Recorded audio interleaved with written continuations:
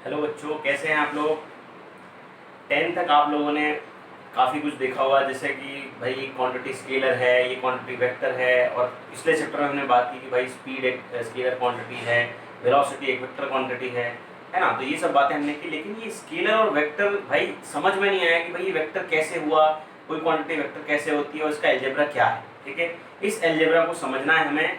आगे इसी चैप्टर में हम बात करने वाले हैं वेक्टर्स के बारे में। वेक्टर्स जो है एक्चुअली पढ़ते क्यों हैं, आप बात करते हैं। जब हमने वन डायमेंशनल मोशन पढ़ा तो उसमें हमने देखा कि किसी भी चीज़ की जनरली दो डायरेक्शन थी, या तो वो इधर पॉजिटिव डायरेक्शन में जा रहा था या नेगेटिव में जा रहा था।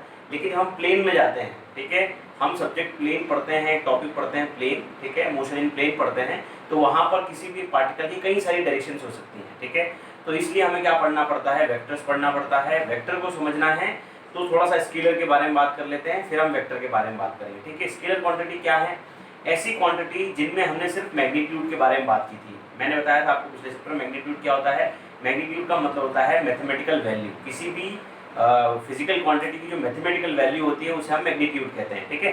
तो उसमें सिर्फ मैग्नीट्यूड होता है। जैसे हमने बात की भाई वजन के बारे में, किसी का जो मास था हमने बात की। जैसे आपका मास है 20 kg, अब 20 kg मास का कोई ऑब्जेक्ट है, उसका हम डायरेक्शन की तो बात नहीं करते कि भाई इसमें 5 किलो जो है वजन है और नॉट डायरेक्शन में, है ना। जब भी आप मार्केट कोई चीज़ खरीदने जाते हैं तो जनरली आप ये नहीं कहते कि भाई 2 किलो प्याज देना नॉर्थ डायरेक्शन में, 2 किलो आलू देना ईस्ट डायरेक्शन में, नहीं करते ना, क्योंकि वहाँ पर डायरेक्शन की हमें ज़रूरत नहीं है, ठीक है। लेकिन कुछ ऐसी क्वांटिटीज होती है जिनमें हमें डायरेक्शन की ज़रूरत पड़ती है। जैसे हम बात करेंगे मुझे डिस्प्लेसमेंट करना है, या मेरी वेलोसिटी थी, है ना, मैंने वेलोसिटी किया, मैंने फोर्स लगाया, ठीक है। जैसे आपको एक ऑब्जेक्ट धकाना है, आपने बोला भाई मुझे उसको धकाना है, भाई कहाँ धकाना है, बोला आप उस तरफ धका दीजिए, या फिर भाई पीछे से धकाइए, उस तरफ धकाना है, ठीक है ना। तो आपको ये पता होना चाहिए कि डायरेक्शन किस तरफ है, ठीक है। तो डायरेक्शन का बहुत इंपॉर्टेंस होता है कुछ क्वांटिटी में, तो उसके लिए हमें पढ़ना पड़ता है वेक्टर्स, ठीक है। तो वेक्टर क्वांटिटी वो क्वांटिटी होती है जिनमें मैग्नीट्यूड के साथ साथ डायरेक्शन भी होती है, ठीक है। तो आइए थोड़ा सा डिफरेंस की बात कर लेते हैं, स्केलर और वेक्टर में डिफरेंस क्या है, ठीक है। सबसे पहले हम इस साइड लिख लेते हैं स्केलर्स और इस साइड लिख लेते हैं वेक्टर क्वांटिटी, ठीक है, ठीक है। तो पहली जो डिफरेंस है दोनों के बीच में उसकी बात करते हैं, तो वो उसकी डेफिनेशन है। क्या डेफिनेशन है हमारी स्केलर की? डेफिनेशन है कि भाई it only have magnitude. Scalar quantity only have the quantity, the scalar quantity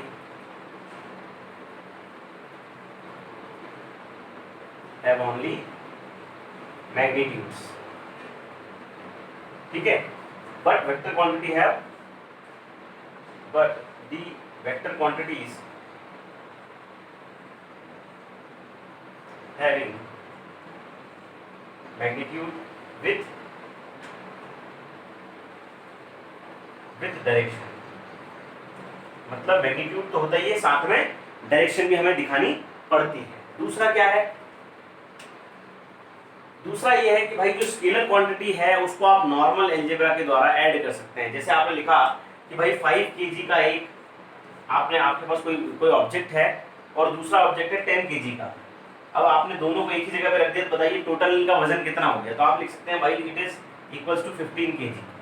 इसका मास कितना हो गया? 15 kg हो गया, ठीक है, 15 किलो हो गया। लेकिन आपने बोला कि भाई एक पार्टिकल को हमने 5 मीटर ईस्ट डायरेक्शन में पुश किया और फिर 10 मीटर वेस्ट डायरेक्शन में किया, बताओ डिस्प्लेसमेंट क्या हुआ। तो आप क्या करेंगे? 5 को 10 से ऐड कर देंगे? नहीं करेंगे, है ना, क्योंकि वो अपोजिट डायरेक्शन में गया है, और अपोजिट में गया तो क्या हो जाएगा? माइनस हो जाएगा। 10 5 माइनस 10 हो जाएगा, -5 आ गया। तो इसका मतलब क्या है कि वहां पर ऐड नहीं किया हमने क्या नहीं किया? ऐड नहीं किया। तो वहां पर आप उसको जनरली नॉर्मल अलजेब्रा से आप ऐड नहीं कर सकते, मल्टीप्लाई नहीं कर सकते, सब्ट्रैक्ट नहीं कर सकते। आपको उसमें एक नया अलजेब्रा लगाना पड़ेगा जिसको कहते हैं वेक्टर अलजेब्रा, ठीक है। तो scalar quantity can add by normal algebra, but we have to use vector algebra for vectors, ठीक है। तो यहां बात करते हैं वी कैन ऐड, सब्ट्रैक्ट और multiply a scalar quantity by normal algebra, ठीक है। बट यदि हम बात करें किसकी? वेक्टर की, तो यहाँ पर we have to use for add multiply, we have to use, we can not use normal algebra, ठीक है, हम नॉर्मल अलजेब्रा को यूज नहीं कर सकते। जैसे कि मैंने एक एग्जांपल दिया था कि पार्टिकल है वो ईस्ट में गया 5 मीटर और फिर वापस ईस्ट में वेस्ट में आ गया 10 मीटर, तो हमने देखा, जब हमने देखा कि कितना डिस्प्लेसमेंट हुआ तो आपने क्या किया, 5 माइनस 10 किया तो आपको -5 मिला। क्या मिला? -5 मीटर डिस्प्लेसमेंट मिला। इसका मतलब क्या है, निगेटिव आया। लेकिन जब भी हम स्केलर क्वांटिटी को ऐड और मल्टीप्लाई करते हैं तो हमें कभी भी निगेटिव क्वांटिटी नहीं मिलती। तो एक डिफरेंस ये भी हो जाता है कि scalar quantity can be positive, negative और zero, but vector quantity can be zero, positive और नेगेटिव। ठीक है, ये बहुत इंपॉर्टेंट डिफरेंस है। दी स्केलर क्वांटिटी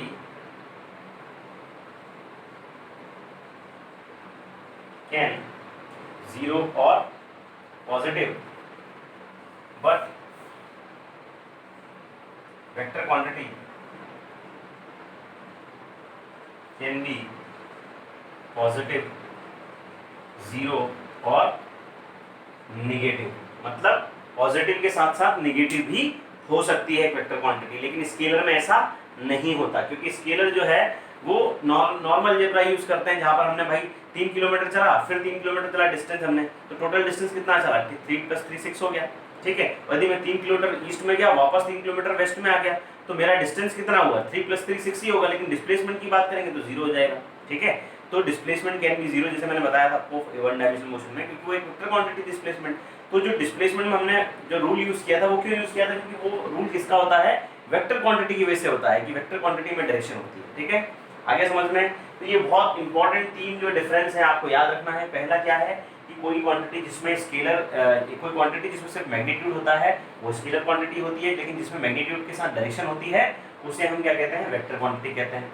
ठीक है, वेक्टर क्वांटिटी को, जो स्केलर क्वांटिटी को हम ऐड सब्ट्रैक्ट करने के लिए हमें क्या यूज करना पड़ता है, नॉर्मल अलजेब्रा का यूज करना पड़ता है। इसमें हम वेक्टर अलजेब्रा का यूज करते हैं। वेक्टर में, स्केलर में हम लोग क्या करते हैं, क्वांटिटी पॉजिटिव और जीरो हो सकती है, लेकिन वेक्टर पॉजिटिव, नेगेटिव और जीरो हो सकती है। ठीक है, अच्छा, स्केलर क्वांटिटी को दिखाने के लिए किसी सिंबल की जरूरत नहीं है, we do not use any symbol.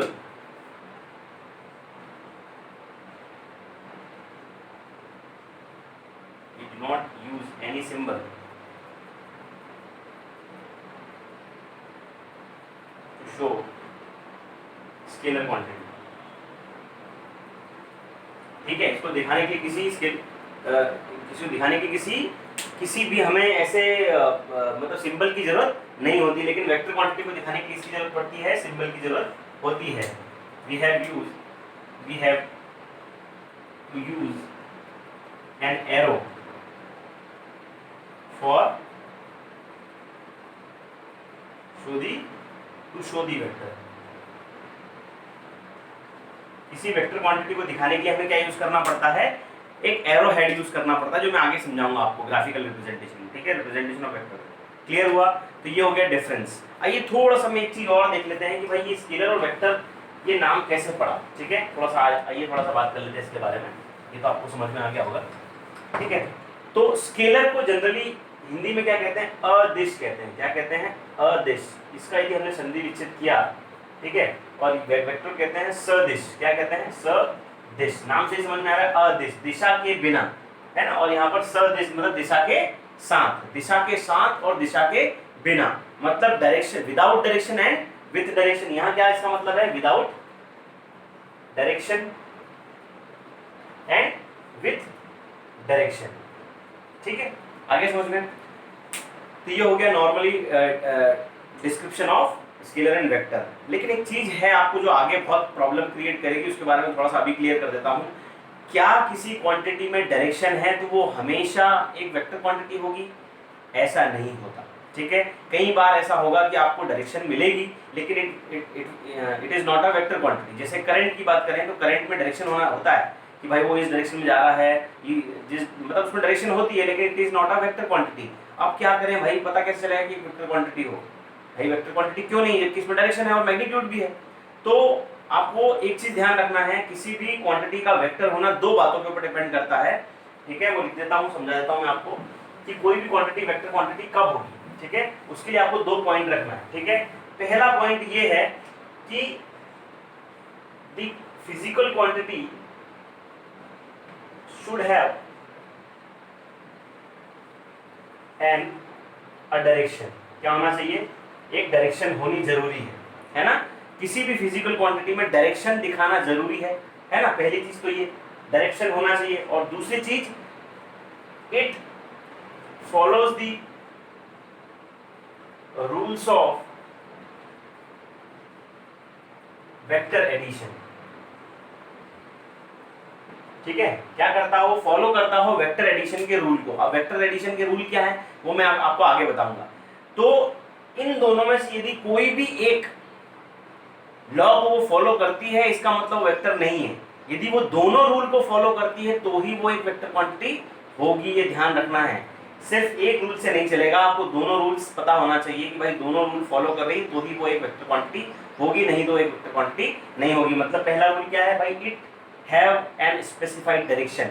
कोई फिजिकल क्वांटिटी का स्पेसिफाइड डायरेक्शन होना जरूरी है। और दूसरा क्या है? It follows the rules of vector algebra या एडिशन। वेक्टर एडिशन के जो रूल्स हैं उसको वो फॉलो करता हो तभी वो एक वेक्टर क्वांटिटी होगा। ये दोनों ही लॉ को मतलब फॉलो करना कंपलसरी है। यदि वो एक भी रूल फॉलो नहीं करता, मतलब जैसे उसमें डायरेक्शन है but it not obeys the rule of vector algebra, इसका मतलब क्या है? वो एक वेक्टर क्वांटिटी नहीं है। ठीक है, आगे आपको हो सकता है कि क्वांटिटी और पढ़ने को मिले जिसको स्केलर और वेक्टर के अलावा हम बोलते हैं, वो है टेंसर क्वांटिटी। वो क्या होती है? टेंसर क्वांटिटी मतलब कोई वेक्टर क्वांटिटी यदि एक रूट को फॉलो कर रही है, या फिर ऐसा बोल सकते हैं कि भाई वो उसमें मल्टीपल डायरेक्शन है, एक के साथ कई सारी डायरेक्शंस हैं, तो उसको हम टेंसर क्वांटिटी कहते हैं। ठीक है, उसके बारे में आपको आगे बताऊंगा, लेकिन अभी आप स्केलर और वेक्टर को थोड़ा सा ज्यादा अच्छे से समझ लीजिए। ठीक है, आगे बढ़ते हैं। ये क्लियर हुआ होगा आपको अच्छे से, मुझे लगता है।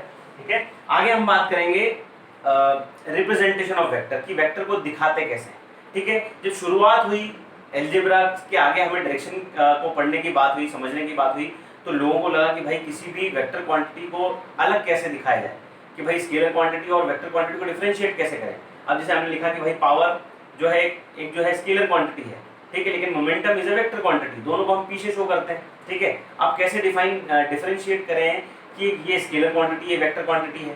तो पहले क्या हुआ कि भाई जो सिस्टम में थे उनने बोला कि भाई हो सकता है कि जो वेक्टर क्वांटिटी है उसको अपन कैपिटल लेटर में लिख देते हैं, है ना? ऐसा कुछ करते हैं कि कैपिटल लेटर में लिख दिया जाए। तो पहले ये यूज हुआ, लेकिन हमने देखा कई सारी क्वांटिटी कैपिटल लेटर में लिखी होती हैं। अब अलग बहुत सारी क्वांटिटी के जो सिंबल एक जैसे होते हैं ना, तो प्रॉब्लम आती है। फिर उन्होंने बोला भाई डार्क कर देते हैं। डार्क मतलब भाई पीछे से लिखा, सपोज करो कि एक वेक्टर क्वांटिटी है तो इसको डार्क कर देते हैं। क्या कर देते हैं? इसको ऐसे डार्क लिख देते हैं, तो ये एक वेक्टर क्वांटिटी होगी। तो इसमें भी प्रॉब्लम आई, क्यों? क्योंकि भाई कई बुकों में भाई गलत छप सकता है, डार्क छप सकता है, कहीं हल्का छप गया तो प्रॉब्लम हो जाएगी। ठीक है, तो यहाँ भी प्रॉब्लम आई। तो सबसे इंपॉर्टेंट रूल आया, एक किसी ने कहा कि भाई हमने देखा है कि भाई रोड वगैरह पे हम क्या करते हैं, डायरेक्शन के लिए एरो यूज करते हैं, तो उन्होंने बोला चलो एरो यूज करते हैं। ठीक है, तो ध्यान रखिएगा कि वेक्टर क्वांटिटी दिखाने के लिए किस चीज का यूज करते हैं? एरो का यूज करते हैं। जो एरो हेड है, ये जो एरो दिख रहा है, तीर दिख रहा है, निशान दिख रहा है, ये क्या शो करता है? Shows the direction. क्या शो करता है? डायरेक्शन। और जो इसकी लंबाई है, इस एरो की लंबाई जो है वो क्या शो करती है? मैग्नीट्यूड। क्या शो करती है? मैग्नीट्यूड। आपको ध्यान रखना है, जो एरो हेड है वो क्या शो कर रहा है? मैग्नीट्यूड शो कर रहा है। और उसकी जो लंबाई है, उसकी जो लेंथ है एरो की, वो क्या शो कर रही है? उसका मैग्नीट्यूड। ठीक है, तो मैग्नीट्यूड विथ डायरेक्शन। तो पहले हमने देखा भाई उन्होंने कैपिटल लेटर में लिया, फिर उसको डार्क किया, वो दोनों हटा दिए गए। जनरली कई बुकों में अभी भी डार्क करके दिखाते हैं कि भाई जो क्वांटिटी डार्क लिखी है इसका मतलब वेक्टर क्वांटिटी है, लेकिन मैक्सिमम बुकों में आजकल एरो का यूज किया जाता है। तो एरो शोज दी डायरेक्शन। ठीक है, क्या शो करता है? डायरेक्शन। लेकिन एक चीज ध्यान रखना, यदि एक वेक्टर क्वांटिटी ए है जो इस डायरेक्शन में जा रही है, कुछ ऐसा लिखा हुआ है, और एक वही क्वांटिटी यदि अपोजिट डायरेक्शन जा रही है, तो क्या मैं उसमें एरो ऐसा लगा दूं? तो ये गलत हो जाएगा। ठीक है, एरो हमेशा इसी डायरेक्शन में लगाया जाता है, लेफ्ट टू राइट लगाया जाता है, लेकिन आपको हमेशा ध्यान रखना है यदि वो अपोजिट डायरेक्शन में जा रहा है तो आपको क्या लगाना है? नेगेटिव लगाना है। क्या लगा देना है? माइनस साइन लगा देना है। ठीक है, क्या लगा देना है? Minus sign. और minus sign shows the opposite direction. कोई ऑब्जेक्ट इस डायरेक्शन में जाना था लेकिन वो वेस्ट में जाने लग गया, तो उसकी डायरेक्शन क्या होगी? Opposite to the actual direction. तो वहां पर आप क्या करेंगे? एरो हेड को अपोजिट ना करने की बजाय उसमें क्या लगा देंगे? एक माइनस लगा देंगे। इसके बारे में मैं आगे और बताऊंगा आपको जब हम अपोजिट वेक्टर, नेगेटिव वेक्टर पढ़ेंगे। ठीक है, ये हो गया रिप्रेजेंटेशन ऑफ वेक्टर। ठीक है, ठीक, ये ध्यान रखना है कि किसी भी वेक्टर क्वांटिटी को शो करने के लिए हम क्या करेंगे? उसके ऊपर एरो लगा देंगे। सपोज करो वेक्टर क्वांटिटी है या कोई भी क्वांटिटी वेक्टर है, तो हम क्या लगा देंगे? उसके ऊपर ऐसे एरो लगा देंगे। वो क्या डिफाइन करेगा कि वो एक वेक्टर क्वांटिटी है। ठीक है, आगे हम बात करते हैं रिप्रेजेंटेशन ऑफ वेक्टर हो गया। आगे हम बात करें टाइप्स ऑफ वेक्टर के बारे में। किसके बारे में बात करेंगे? Types of vector. वैसे तो वेक्टर के सिर्फ दो ही टाइप होते हैं, लेकिन लोग बुकों में लिखा होता है भाई unit vector, equal vector, opposite vector, negative vector, parallel vector. ये टाइप्स नहीं है, ये टर्मिनोलॉजी का पार्ट है। वैसे तो वेक्टर के सिर्फ दो ही टाइप होते हैं, एक होता है पोलर वेक्टर और एक होता है एक्सियल वेक्टर। ठीक है, पोलर वेक्टर का मतलब क्या होता है? ऐसे वेक्टर्स जिसमें हमें इनिशियल और फाइनल पॉइंट पता होता है। क्या पता होता है? इनिशियल और फाइनल पॉइंट पता होता है। जैसे डिस्प्लेसमेंट की बात करें तो भाई एक पॉइंट चला, इनिशियल और फाइनल पॉइंट के बीच का जो शॉर्टेस्ट पाथ होता है उसे हम क्या कहते हैं? डिस्प्लेसमेंट कहते हैं। मतलब दो पॉइंट की बात की, इनिशियल और फाइनल। मतलब वो वेक्टर जो कि हम बात कर रहे हैं लीनियर डायरेक्शन में, एक ही डायरेक्शन की जब हम बात करते हैं तो हम लीनियर पोलर वेक्टर की बात करेंगे। लेकिन जब हम एक्सियल वेक्टर की बात करें तो वहां पर रोटेशनल इफेक्ट की बात कर रहे हैं। जैसे आपका फैन घूमता है तो आपने फैन ऑन किया, आपने देखा भाई कहां से स्टार्ट हुआ कहां रुका हमें पता ही नहीं चला। ठीक है, तो पोलर वेक्टर की हम बात कब करेंगे? जब रोटेशनल इफेक्ट होंगे। ठीक है, तो रोटेशनल इफेक्ट की जब हम बात करते हैं तो वहां हमें इनिशियल और फाइनल पॉइंट का पता नहीं चलता। तो ऐसे वेक्टर्स को हम क्या कहते हैं? एक्सियल वेक्टर कहते हैं। तो वेक्टर के दो ही टाइप होते हैं, आपको ध्यान रखना। ठीक है, एक टाइप होता है, पहला होता है पोलर वेक्टर और दूसरा होता है एक्सियल वेक्टर। ठीक है, पोलर वेक्टर क्या है? जिसमें इनिशियल और फाइनल पॉइंट पता होता है। The vector in which the vectors in which the initial and final points are known, जिसमें हमें इनिशियल और फाइनल पॉइंट पता होते हैं। ठीक है, the vectors in which initial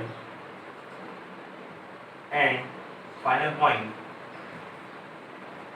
are unknown, not required। यहाँ में रिक्वायरमेंट की जरूरत नहीं होती, किसमें? एक्सियल वेक्टर में। ठीक है, ये कहाँ यूज करते हैं? ये हम रोटेशनल इफेक्ट में यूज करते हैं। कहाँ यूज करते हैं? रोटेशन। ठीक है, और ये हम लीनियर मोशन में हम बात करते हैं इसकी। ठीक है, लीनियर मोशन और यहाँ पर रोटेशनल मोशन में हम इसकी बात करते हैं। जैसे यहाँ पर एक्सेलरेशन की बात करते हैं, एक्सेलरेशन में डायरेक्शन बात की, उसमें हमें इनिशियल और फाइनल पॉइंट पता था। और कैसे निकालते हैं? Final velocity minus initial velocity upon time करते हैं। लेकिन जब हम किसकी बात करें, रोटेशनल एक्सेलरेशन की बात करें या फिर ऐसे इफेक्ट की बात करें, ऐसे एक्सेलरेशन की बात करें जो कहाँ हो रहा है? घूमते टाइम की बात करें, है ना, कोई चीज घूम रही है किसी पार्टिकल के चारों तरफ, तो वहां पर रोटेशनल इफेक्ट आ रहा है। उस टाइम पर जो एक्सेलरेशन होगा, ठीक है, वहां पर जो एक्सेलरेशन की बात करेंगे उसे हम एंगुलर एक्सेलरेशन कहते हैं। क्या कहते हैं? Angular acceleration. और वहां पर जो एक्सेलरेशन होगा वो भी एक वेक्टर क्वांटिटी है। तो वो जो वेक्टर क्वांटिटी है वो कौन से टर्म में आएगी? एक्सियल वेक्टर में आएगी। और ये जो वेक्टर क्वांटिटी आएगी, जो मैंने नॉर्मल एक्सेलरेशन की बात की, वो कहाँ आएगी? लीनियर वेक्टर में, या फिर हम बात करते हैं किसमें? पोलर वेक्टर में। ठीक है, तो ये दो टाइप के वेक्टर्स होते हैं जो आपको ध्यान रखना है। लेकिन आपसे पूछा जाए कि भाई और टाइप भी होते हैं क्या? These are not type, these are the terminology of vector. क्या होती है? वेक्टर को समझने के लिए उन टर्मिनोलॉजी की जब हम बात करते हैं तो equal vector, unit vector, zero vector जो आपने सुना होगा, वो क्या है? वो टर्मिनोलॉजी का पार्ट है। चलो उस टर्मिनोलॉजी की बात कर लेते हैं, यदि आपको ये समझ में आया तो। और ये जो टर्मिनोलॉजी है ये बहुत इंपॉर्टेंट है, इससे ही पूरा वेक्टर आपको क्लियर हो जाएगा। ठीक है, तो पूरा वेक्टर जो है, वैसे तो बहुत सारे टाइप होते हैं, बहुत सारी टर्मिनोलॉजी होती हैं, लेकिन सिर्फ 3 और 4 टर्मिनोलॉजी में ऐसी बताऊंगा जिसके ऊपर पूरा वेक्टर बेस्ड है।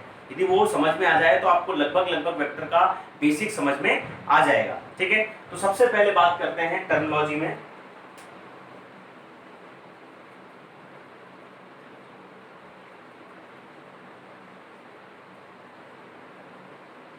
Terminology of vector. ठीक है, यदि वेक्टर की टर्मिनोलॉजी की बात करें तो सबसे पहला वेक्टर जो आता है दैट इज यूनिट वेक्टर। क्या आता है? Unit vector. अब यूनिट जैसे नाम से ही समझ में आ रहा है, यूनिट, यूनिटी, ऐसा वेक्टर जिसका मैग्नीट्यूड 1 होता है। क्या 1 होता है? जिसका मैग्नीट्यूड 1 होता है उसे हम कहते हैं क्या? Unit vector. ठीक है, अब मैग्नीट्यूड 1 होता है तो भाई जरूरत क्या पड़ी? तो मैग्नीट्यूड यदि 1 है तो उसमें सिर्फ डायरेक्शन रह जाती है। क्या रह जाती है? सिर्फ डायरेक्शन रह जाती है। तो ऐसे वेक्टर्स को हम यूज करते हैं for using the direction. Direction दिखाने के लिए हम यूज करते हैं यूनिट वेक्टर का, आगे हमको समझ में आएगा। लेकिन यहाँ पर एक चीज और आ रही है, मैग्नीट्यूड। एक टर्म आ रही है मैग्नीट्यूड। मैग्नीट्यूड ऑफ वेक्टर क्या होता है? ठीक है, तो आइए समझते हैं। तो यदि हम बात करें मैग्नीट्यूड की, तो मैग्नीट्यूड का मतलब मैंने आपको पहले बताया है, इसका मतलब होता है न्यूमेरिकल वैल्यू। क्या होता है? Numerical value. यदि कोई वेक्टर क्वांटिटी लिखी है, ऐसे एक वेक्टर क्वांटिटी है, तो इसका मैग्नीट्यूड मुझे दिखाना है, तो मुझे क्या करना पड़ेगा? इसको ऐसे लिखना पड़ेगा, मोड के अंदर। कहाँ लिखना पड़ेगा? मोड के अंदर। ऐसा दो, यदि हम ऐसे वॉल बना दे दोनों तरफ, इसको बोलते हैं मोड। इस मोड का मतलब होता है किसी वेक्टर क्वांटिटी को ऐसे मोड में लिख दिया, इसका मतलब हम किसकी बात कर रहे हैं? मैग्नीट्यूड ऑफ वेक्टर की बात कर रहे हैं, न्यूमेरिकल वैल्यू की बात कर रहे हैं उसका। ठीक है, आपको और आगे समझ में आएगा, बस आपको ध्यान रखना है this is the symbol of magnitude. ये दोनों तरफ ऐसे मोड लगा हुआ है और ऊपर वेक्टर क्वांटिटी ऐसा लिखा हुआ है, या फिर डायरेक्टली सिर्फ ऐसे लिख दिया हमने ए।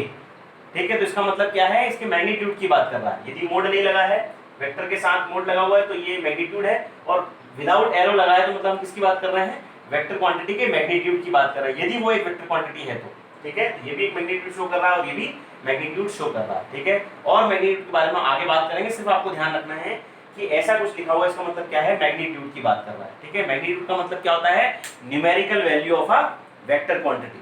ठीक है, समझ में आ गया? ठीक, आगे बात करते हैं यूनिट वेक्टर।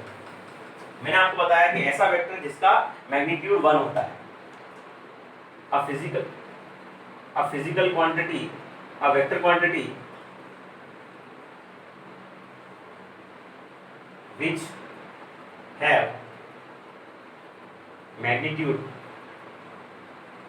unity, जिसका मैग्नीट्यूड क्या होता है? यूनिटी होता है या 1 होता है, उससे हम क्या कहते हैं? यूनिट वेक्टर कहते हैं। ठीक है, हम ऐसा लिख सकते हैं कि यदि if late A be a vector quantity, capital A लिख लेते हैं, A be a vector quantity.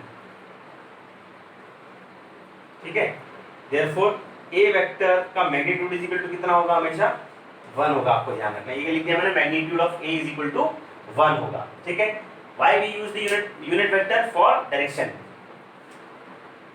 We use unit vector for direction. ठीक है, किसके लिए यूज करते हैं? अब डायरेक्शन के लिए यूज कैसे करेंगे, ये अगले वेक्टर में आपको समझाऊंगा मैं। ठीक है, तो पहला वेक्टर समझ में आया, यूनिट वेक्टर क्या होता है। ठीक है, पहला वेक्टर जो टर्मिनोलॉजी है वेक्टर की, उसमें हमने पढ़ा यूनिट वेक्टर। अगला जो वेक्टर है उसमें आपको और अच्छे समझ में आएगा। ठीक है, देखिए अगला जो वेक्टर होता है, अगली जो टर्मिनोलॉजी होती है वो होती है क्या? वो है बेस वेक्टर। क्या होता है? बेस वेक्टर और रेक्टेंगुलर वेक्टर। क्या होता है? ठीक है, बेस वेक्टर या रेक्टेंगुलर वेक्टर क्या है? बेस वेक्टर और रेक्टेंगुलर का मतलब आप समझिए, पहले आप समझिए कि आपको पता है कि आपके पास कार्टेशियन कोऑर्डिनेट प्लेन होता है, जिसमें x y z 3 एक्सेस की बात करते हैं। आपने मैथमेटिक्स में पढ़ा है कोऑर्डिनेट सिस्टम, जिसमें x axis y axis z axis होते हैं, उससे हम कोऑर्डिनेट्स निकालते हैं। ठीक है, वैसे ही वेक्टर में हम क्या मानते हैं कि 3 एक्सेस होते हैं, x y z एक्सेस। इन तीनों एक्सेस की डायरेक्शन में हम बात करते हैं, या तो x एक्सेस की डायरेक्शन में जाएगा, या y एक्सिस की डायरेक्शन में होगा, या z एक्सिस की डायरेक्शन में होगा। ठीक है, तो जब भी कोई पार्टिकल x एक्सिस की डायरेक्शन में जाएगा, किस एक्सिस में? ये x एक्सिस हो गया, ये y एक्सिस हो गया और ये z एक्सिस हो गया सपोज करिए। ठीक है, तो यदि कोई भी पार्टिकल x एक्सिस की डायरेक्शन में जाएगा तो उसे हम शो करेंगे डायरेक्शन के लिए i कैप से। क्या शो करेंगे? i कैप से। एक बात ध्यान रखिए, यूनिट वेक्टर जो होता है उसको शो करने के लिए यूज करते हैं हम किसका? हेड कैप का यूज करते हैं। If we use a cap for showing the unit vector। ये ध्यान रखिएगा, सपोज करिए कि a एक यूनिट वेक्टर है तो हमने ऐसे कैप लगा दी, b एक यूनिट वेक्टर तो हमने क्या लगा दिया? c लगा दिया, कैप लगा दिया ऐसे। तो ये तीनों क्या है? Unit vector. ठीक है, समझ में आ गया? ध्यान रखिएगा। तो वैसे ही मैंने क्या किया, यहाँ पर x एक्सिस की डायरेक्शन में मुझे यदि दिखाना है कि भाई कोई पार्टिकल जा रहा है, तो उसकी डायरेक्शन कैसे दिखाओगे? आई कैप के थ्रू दिखाओगे। कैसे दिखाओगे? आई कैप के थ्रू। तो आई कैप क्या शो कर रहा है? Direction towards the X axis. यदि हम बात करें वाई एक्सिस में कोई पार्टिकल जा रहा है तो हम उसको बोलेंगे जे कैप। क्या बोलेंगे? J cap. जे कैप क्या शो कर रहा है? Direction towards the Y axis. वैसे यदि हम बात करते हैं जेड एक्सिस में कोई पार्टिकल चल रहा है, मूव कर रहा है, तो उसकी डायरेक्शन को शो करने के लिए हम क्या करेंगे? के कैप का यूज करेंगे। किसका यूज करेंगे? के कैप का। के कैप क्या शो कर रहा है? एनी पार्टिकल्स मूव या moving towards the Z axis. समझ में आ गया? और इन तीनों कंपोनेंट, ये एक्स वाई जेड के जो तीन यूनिट वेक्टर्स हैं I J K, these are called base vector और रेक्टेंगुलर वेक्टर, ठीक है। These I J K are called as base vector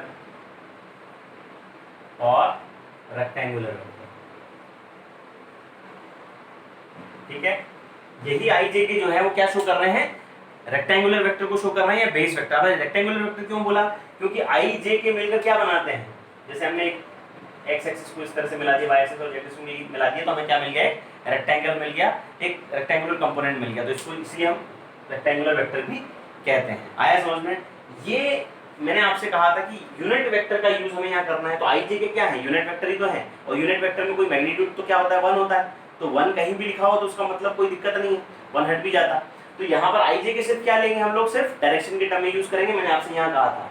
तो यूनिट वेक्टर बहुत इंपॉर्टेंट है, ठीक है, क्योंकि बेस वेक्टर में हम किसका यूज कर रहे हैं, यूनिट वेक्टर का यूज कर रहे हैं फॉर फाइंडिंग दी डायरेक्शन। यदि आई लिखा है इसका मतलब क्या है, वो एक्स एक्सिस में जा रहा है, जे लिखा है मतलब वो वाई एक्सिस में जा रहा है, के लिखा है इसका मतलब जेड एक्सिस में जा रहा है, समझ में आ गया। तो we use unit vector for only direction, ठीक है। तो ये दो टर्मिनोलॉजी आपको बहुत अच्छे से ध्यान रखना है, तो आपको आगे और अच्छे समझ में आएगा, ठीक है। तो ये दो टाइप की टर्मिनोलॉजी होगी जो आपको ध्यान रखना है। अगली टर्मिनोलॉजी की बात करते हैं, ठीक है। अगली टर्मिनोलॉजी होती है पोजीशन वेक्टर। क्या होती है, position vector.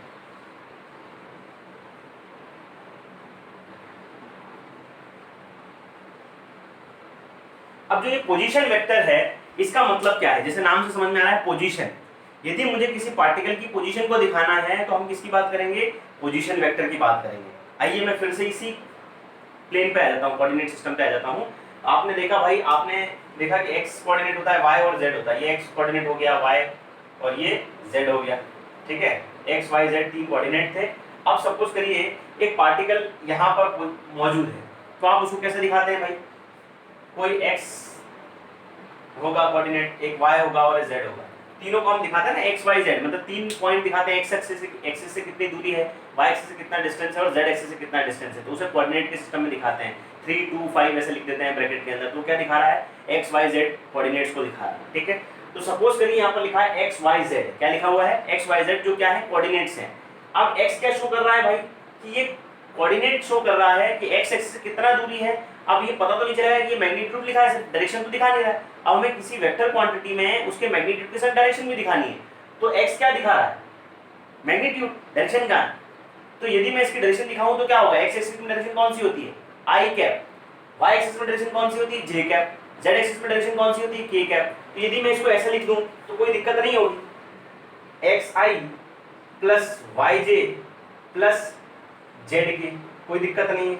This shows the vector, जिसको हम बोलते हैं पोजीशन वेक्टर। क्या बोलते हैं, पोजीशन वेक्टर। किसी पार्टिकल की पोजीशन को दिखाने के लिए उसके कोऑर्डिनेट्स को लेकर उसकी डायरेक्शन के साथ लिखकर सबको ऐड कर देना ही पोजीशन वेक्टर होता है।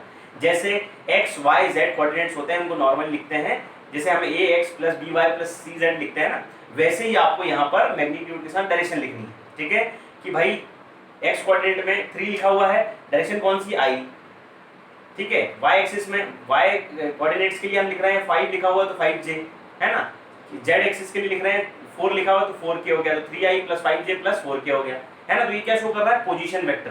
तो जब भी ऐसा कोई टर्म आपको दिखाई दे तो वो क्या दिखा रहा है, पोजीशन वेक्टर दिखा रहा है। क्या दिखा रहा है, पोजीशन वेक्टर। सपोज करिए यहाँ कोऑर्डिनेट की जगह पर x y z की जगह ऐसे लिखा हुआ 3 5 4 लिखा होता, तो आप इसको कैसे लिखते, a वेक्टर, इसकी पोजीशन क्या है, a मान लिया हमने, क्या लिख दी इसकी पोजीशन में, a पॉइंट मान लिया, पॉइंट a पर है, तो क्या लिखोगे, a vector is equal to 3i plus 5j plus 4k। समझ में आ रहा है ना, क्या आया, 3i plus 5j plus 4k। ये क्या दिखा रहा है, it defines the position vector, position of a particle. कोई भी ऐसा वेक्टर जो क्या दिखा रहा है, किसी पार्टिकल की पोजीशन को शो करे कि वो पूरे कोऑर्डिनेट सिस्टम में कहां पर पोजीशन है उसकी, ठीक है।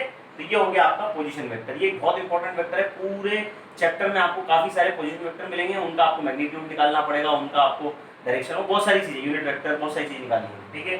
समझ में आ गई ये चीज, ठीक है, ध्यान रखना है आप, ठीक है। अगले वेक्टर की यदि हम बात करें, अगले टर्मिनोलॉजी की हम बात करें तो वो होता है डिस्प्लेसमेंट वेक्टर। क्या होता है? Displacement vector, displacement of a vector.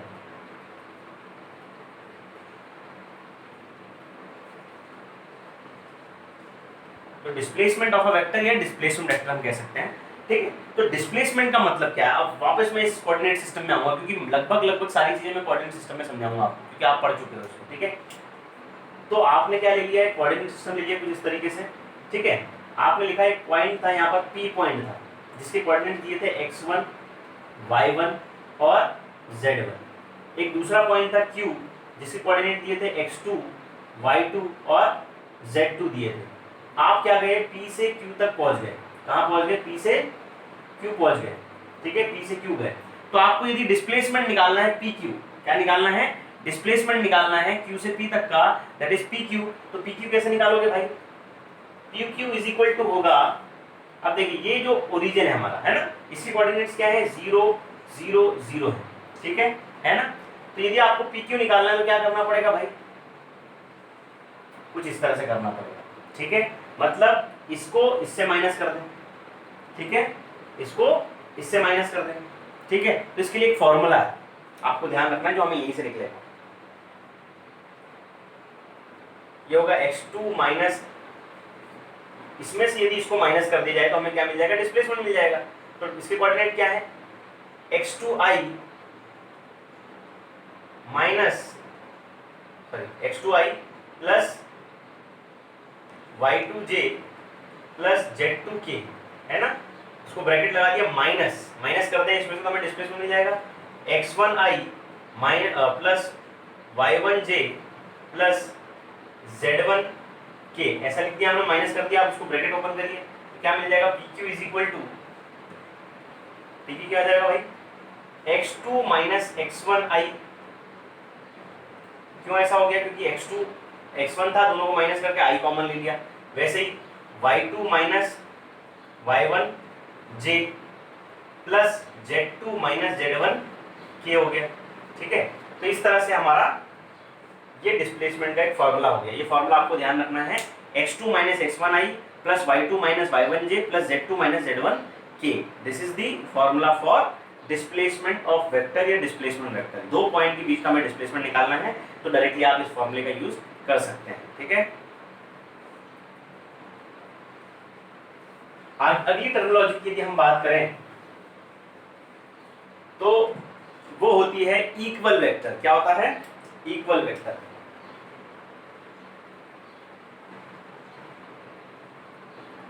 Equal vector का मतलब क्या है? ठीक है, तो ऐसे वेक्टर, ऐसे दो वेक्टर, इक्वल के मतलब क्या है? दो चीजों का कंपैरिजन कर रहा है वो। इक्वल कब होंगे? जब दो चीजें साथ में आएंगी। देखिए मेरी हाइट किसी दूसरे व्यक्ति की हाइट के इक्वल है, बराबर है। इसका मतलब क्या है? दो लोग खड़े हुए हैं, दो लोगों की हाइट का कंपैरिजन हो रहा है। वैसे ही यहाँ पर हम कंपैरिजन करेंगे मैग्नीट्यूड और डायरेक्शन का, क्योंकि ऐसी क्वांटिटी जिसमें मैग्नीट्यूड और डायरेक्शन होता है उसे वेक्टर कहते हैं। तो वेक्टर क्वांटिटी की बात चल रही है, तो दो ही क्वांटिटी होती है उसमें, एक होता है मैग्नीट्यूड, एक होता है डायरेक्शन। तो हम कंपैरिजन किसका करेंगे? किसी फिजिकल क्वांटिटी में उसके मैग्नीट्यूड का और डायरेक्शन का। तो यदि किसी दो फिजिकल क्वांटिटी में उनके मैग्नीट्यूड और डायरेक्शन सेम हो जाए, इक्वल हो जाए, तो हम उसे क्या बोलेंगे? इक्वल वेक्टर बोलेंगे। ठीक है, तो यदि कोई एक वेक्टर है हमारे पास ए वेक्टर और दूसरा वेक्टर है हमारे पास बी वेक्टर, दोनों की क्या हो जाए? मैग्नीट्यूड सेम हो जाए। क्या हो जाए? मैग्नीट्यूड सेम हो जाए, और उनकी डायरेक्शन भी क्या हो जाए? सेम हो जाए। डायरेक्शन क्या हो जाए? सेम हो जाए। तो हम क्या बोलेंगे उसको? उसको बोलेंगे इक्वल वेक्टर। तो two vectors which have equal magnitude and same direction, then it is called as equal vector. ये ध्यान रखना है आप। ठीक है, तो आप डेफिनेशन लिख लेते हैं। Two vectors having equal magnitude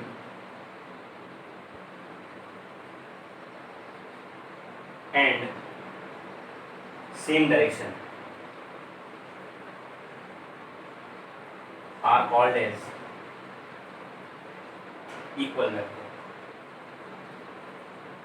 ठीक है, एक वेक्टर है ऐसा जिसकी लेंथ कितनी 5 मीटर है, दूसरा वेक्टर ऐसा है जिसकी लेंथ भी कितनी 5 मीटर है। मैंने कहा था ना आपसे, टेल क्या शो करती है? उसका जो साइज है, लेंथ जो है वो क्या शो करता है? मैग्नीट्यूड। दोनों के वैल्यू कितनी 5 मीटर है, ठीक है, या हम लिखते हैं 5 न्यूटन का फोर्स है, ये भी 5 न्यूटन का फोर्स है, तो मैग्नीट्यूड क्या हो गया, सेम हो गया, मैग्नीट्यूड सेम हो गया और डायरेक्शन भी क्या है, सपोज करो दोनों ईस्ट की तरफ जा रहे हैं, उनका ओरिजिन कहीं भी उससे कोई फर्क नहीं पड़ता, एक यहाँ है और दूसरा कहीं और है, ठीक है, उससे कोई फर्क नहीं पड़ता, आपको ध्यान देना है दोनों के मैग्नीट्यूड और डायरेक्शन सेम हो, तो क्या बोलेंगे उसको, it will be a equal vector, ठीक है, they will be equal vector, ठीक है, इक्वल वेक्टर हो गया।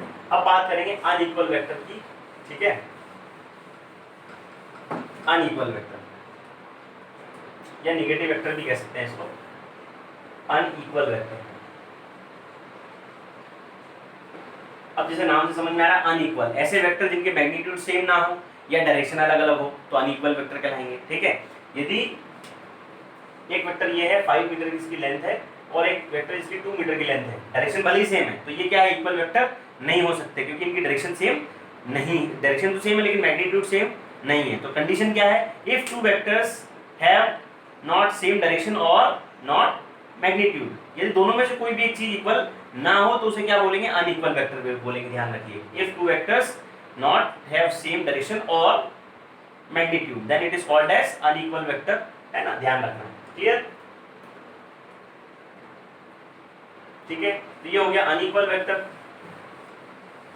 इसके बाद हम बात करते हैं पैरेलल वेक्टर के बारे में, इसके बारे में बात करते हैं पैरेलल वेक्टर। अभी पैरेलल वेक्टर क्या है,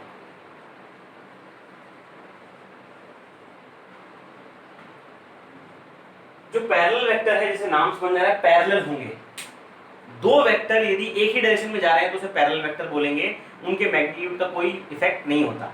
एक 5 न्यूटन का फोर्स लग रहा है, एक 2 न्यूटन का फोर्स लग रहा है, ठीक है, दोनों की डायरेक्शन क्या है, ईस्ट में है, इसकी डायरेक्शन भी ईस्ट में, इसकी भी डायरेक्शन ईस्ट में है, तो दोनों जो है वो क्या होंगे भाई,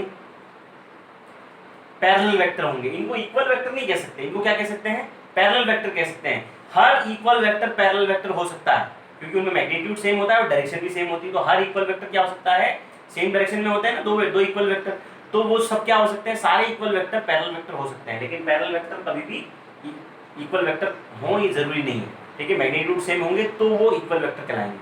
तो यहाँ पर मैंने क्या बोला, ये दोनों क्या है, पैरेलल वेक्टर। और एक चीज हमेशा ध्यान रखनी, दोनों की टेल को टेल से जब मिलाएंगे, इसकी टेल के ऊपर इसकी टेल को रख दो तो ये कुछ इस तरह से हो जाएगा, ये 5 मीटर और इसके ऊपर हमने ये 2 मीटर का रख दिया, ठीक है, तो ये देखिए इसकी टेल से टेल मिला दिया तो क्या हो गया, ये दोनों पैरेलल हो गए, देखो एक दूसरे के ऊपर बराबर आ गए और इनका एंगल कितना आ रहा है, 0 degree, theta is equal to कितना आ रहा है, 0 डिग्री। तो जब भी हम पैरेलल वेक्टर की बात करेंगे तो उन दोनों के बीच में एंगल हमेशा कितना आएगा, 0 डिग्री। तो आपको क्या लिखना है, two vectors which have the angle between them is 0 degree और both are moving towards the same direction. यदि दो वेक्टर सेम डायरेक्शन मूव कर रहे हैं और उनके बीच का एंगल कितना हो, 0 डिग्री हो, तब उनको क्या बोलेंगे, पैरेलल वेक्टर बोलेंगे, ठीक है, ध्यान रखना, ठीक है। ये हो गए parallel vector. Two vectors have in are two vectors in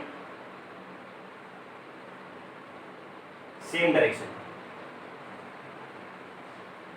are called parallel vector. दो वेक्टर जो सेम डायरेक्शन में वो क्या कहलाते हैं, पैरेलल वेक्टर कहलाते हैं। अगला जो है टर्मिनोलॉजी है वो एंटी पैरेलल वेक्टर। क्या कहता होता है, anti parallel vector. Anti parallel vector का मतलब क्या है, डायरेक्शन क्या होंगी, अपोजिट होंगी। मतलब एक वेक्टर ईस्ट में जा रहा है तो दूसरा कहां जाएगा, वेस्ट में जाएगा। इनकी मैग्नीट्यूड सेम हो या ना हो ये जरूरी नहीं है। एंटी पैरेलल से क्या ध्यान रखना है, दोनों वेक्टर की डायरेक्शन कैसी होनी चाहिए, अपोजिट होनी चाहिए। एक ईस्ट में जा रहा है दूसरा वेस्ट में, एक साउथ में जा रहा था एक नॉर्थ में जाएगा, ठीक है। इनके मैग्नीट्यूड सेम हो ये जरूरी नहीं है। इनके बीच का जो एंगल होता है वो हमेशा कितना होता है, 180 डिग्री। कितना होता है, 180 degree. Two vectors which are acting in opposite direction are called as anti-parallel vector. Two vectors acting in opposite direction are called anti-parallel vector. ठीक है, ऐसे वेक्टर जो कि अपोजिट डायरेक्शन में काम कर रहे हो, लग रहे हो अपोजिट डायरेक्शन में, उन्हें क्या बोलेंगे, एंटी पैरेलल वेक्टर बोलेंगे। इन वेक्टर्स के बीच का एंगल हमेशा कितना होता है, 180 डिग्री। ये हमेशा ध्यान रखना है आपको, ठीक है। तो ये हो गया आपके टर्मिनोलॉजी काफी सारी, है ना। एक आध टर्मिनोलॉजी और बची है, उनके बारे में बात कर लेते हैं फटाफट, ठीक है। तो हमने काफी सारी टर्मिनोलॉजी की बात की। अब हम बात करते हैं कुछ और हैं, फटाफट उनके बारे में बात करें, इतना ज़्यादा यूज नहीं है। जैसे हम बात करते हैं कोलिनियर वेक्टर, ऐसे वेक्टर जिनका पॉइंट ऑफ एक्शन एक ही पॉइंट पर हो या एक ही डायरेक्शन में हो, उसे हम बोलते हैं क्या, कोलिनियर वेक्टर। जैसे लीनियर चल रहे हो, ये इसके आगे चल रहा है, देखिए पॉइंट ऑफ एक्शन एक ही पॉइंट है, देखिए ये भी इसके पीछे आ रहा है, ये भी इसके पीछे आ रहा है, और भी कोई इसके पीछे आ रहा हो, डायरेक्शन तो सेम है लेकिन क्या हो रहा है, लीनियर चल रहे हैं। तो इस तरह के वेक्टर क्या होते हैं, कोलिनियर वेक्टर होते हैं। ठीक है, उसके बाद आता है कोप्लेनर वेक्टर। क्या होते हैं, कोप्लेनर वेक्टर। ठीक है, कोलिनियर हो गया, ठीक है, जो एक ही पॉइंट की तरफ चल रहे हैं। ठीक है, और कोप्लेनर का मतलब क्या होता है, एक ही प्लेन पर, जैसे ये, ठीक है, ये दो हो गए, ये भी एक प्लेन पर है और ये भी एक प्लेन पर है। मैं ऐसे बना दूं और ऐसे बना दूं तो भी क्या होगा, कोप्लेनर होगा। तो दो वेक्टर हमेशा क्या होते हैं, कोप्लेनर वेक्टर होते हैं, कहीं भी हो वो। ठीक है, दो वेक्टर कैसे भी हो वो हमेशा कोप्लेनर वेक्टर ही होते हैं। ऐसे रखा तो ये कोप्लेनर हो गया, ऐसे रखा तो प्लेनर हो गया, ऐसे रखा, कैसे भी रखेंगे तो प्लेन पे रहेगा। तो दो वेक्टर हमेशा कोप्लेनर वेक्टर ही होते हैं। ठीक है, इसके अलावा बात की उसने, कोप्लेनर हो गया, कोलिनियर हो गया, उसके अलावा क्या, जीरो वेक्टर। कौन सा वेक्टर, जीरो वेक्टर। तो ऐसा वेक्टर जिसका मैग्नीट्यूड कितना होता है, जीरो होता है, उसे हम क्या बोलते हैं, जीरो वेक्टर बोलते हैं। तो ये सारी टर्मिनोलॉजी आपको ध्यान रखना है फॉर दी वेक्टर्स। यदि ये टर्मिनोलॉजी आपको आती है तो आपको इजीली सब कुछ समझ में आ जाएगा। ठीक है, तो अभी तक जो टर्मिनोलॉजी यूज की है उससे रिलेटेड थोड़ी सी दो चार चीजें हैं जो पूछी जाती है, मैं उसके बारे में बात करता हूँ। ठीक है, आइए बात कर लेते हैं, टर्मिनोलॉजी पे चल रहे हैं अभी हम। ठीक है, अब मैंने आपसे कहा था कि भाई पोजीशन वेक्टर का बहुत महत्व है। तो पोजीशन वेक्टर कुछ ऐसा लिखा हुआ है, सपोज करिए, क्या लिखा हुआ है, पोजीशन वेक्टर लिखा हुआ है, क्वेश्चन दिया हुआ है a vector is equal to दिया हुआ है 5i प्लस 4j माइनस के। ठीक है, माइनस के, माइनस क्या शो कर रहा है, z एक्सिस पे तो जा रहा है लेकिन निगेटिव डायरेक्शन में, z ऊपर की तरफ है लेकिन अपोजिट उल्टी डायरेक्शन में है। ठीक है, तो माइनस क्या शो कर रहा है, समझ में आ गया होगा, 5i प्लस 4j माइनस के लिखा हुआ है, it is a position vector. अब उसने क्वेश्चन पूछा है भाई find the magnitude of A vector, क्या निकालना है, find the magnitude of A vector.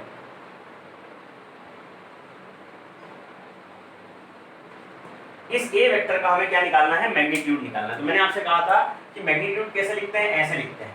ठीक है, ये मोड लगा दे तो क्या हो जाता है, मैग्नीट्यूड हो जाता है। ठीक है, तो मोड निकाल, भाई लिखना तो आ गया लेकिन निकालते कैसे हैं, तो इसका एक फॉर्मूला हमेशा ध्यान रखना है, वो क्या होता है, under root of X square plus Y square plus Z square. ये एक्स वाई जेड कहां से आ गए भाई, है ना। तो मैंने आपको बताया था कि ये जो लिखा हुआ है इसको मैंने कैसे दिखाया था, जब स्टार्टिंग करी थी तो एक्स आई प्लस वाई जे प्लस जेड के, ऐसा लिखा था मैंने। कहां, जब मैं पोजीशन वेक्टर समझा रहा था। तो x is the coefficient of i, y is the coefficient of j and z is the coefficient of k। जो इनकी कोएफिशिएंट है i j k के, उनका स्क्वायर करके उनका सम कर देना है और अंडर रूट निकाल देना है, that will be the magnitude of that quantity. तो मैंने क्या किया भाई, a वेक्टर का magnitude is equal to under root of coefficient of i का square plus coefficient of j square plus coefficient of k square, मतलब x square plus y square plus z square कर दिया। समझ में आया। ठीक है, अब वैल्यू पुट कर देते हैं। अंडर रूट ऑफ यहाँ पर 5 है तो 5 का स्क्वायर प्लस 4 है, कितना आएगा 4 का स्क्वायर प्लस, अब ये माइनस भी लगाऊंगा तो माइनस माइनस क्या हो जाएगा भाई, स्क्वायर है, प्लस ही आएगा 1 का स्क्वायर।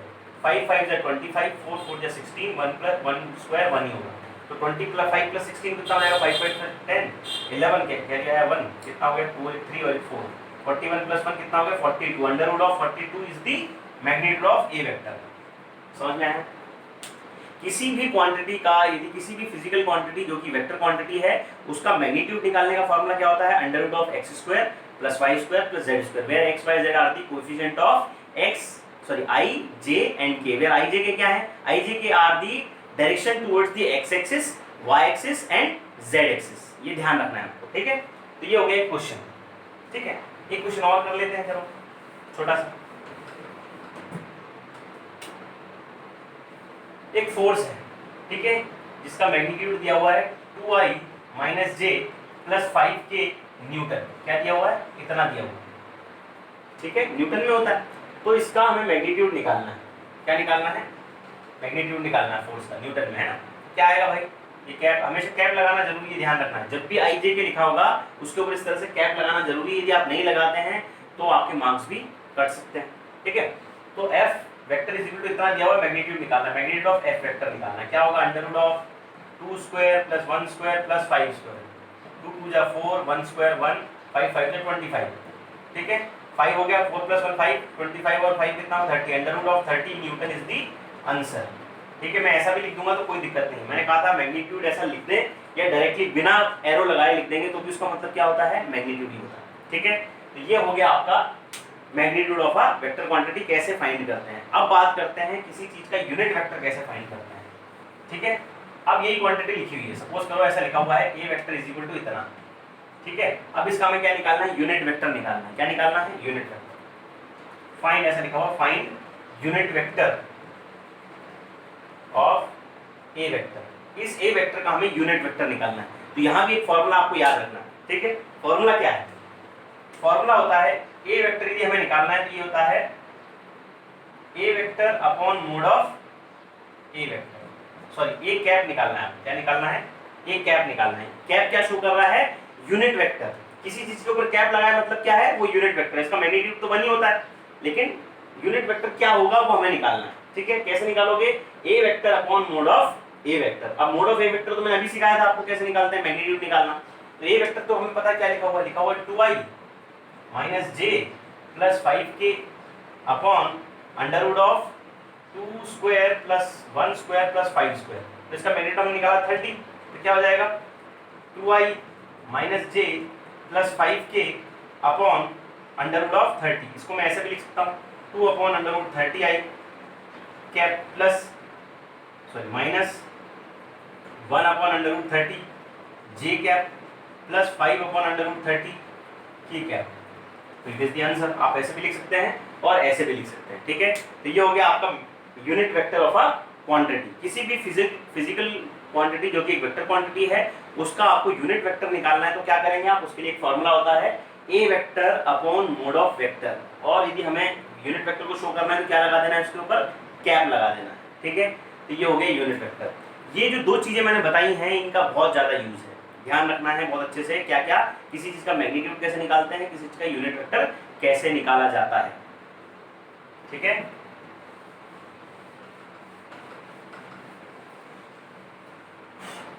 ठीक है, तो काफी सारे कंसेप्ट हमने देखे, ठीक है।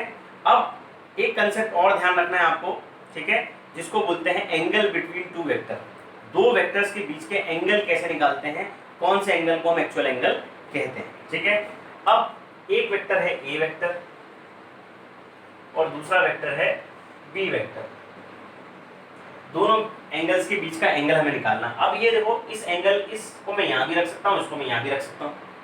मैं यदि इसको यहाँ रखूंगा तो भी ये एंगल हो सकता है, और यदि मैं इसको यहाँ रखूंगा तो भी ये क्या हो सकता है भाई, एंगल हो सकता है। तो आपको थोड़ा सा कंफ्यूजन हो रहा है भाई ये लें या ये लें, ठीक है, समझ में आ रहा है। मैं इसको यहाँ रखूंगा तो एंगल चेंज हो जाएगा, इसको मैं यहाँ रखूंगा तो एंगल चेंज हो जाएगा। तो क्या करें, कैसे ये एंगल लें और कौन सा एंगल लेना है।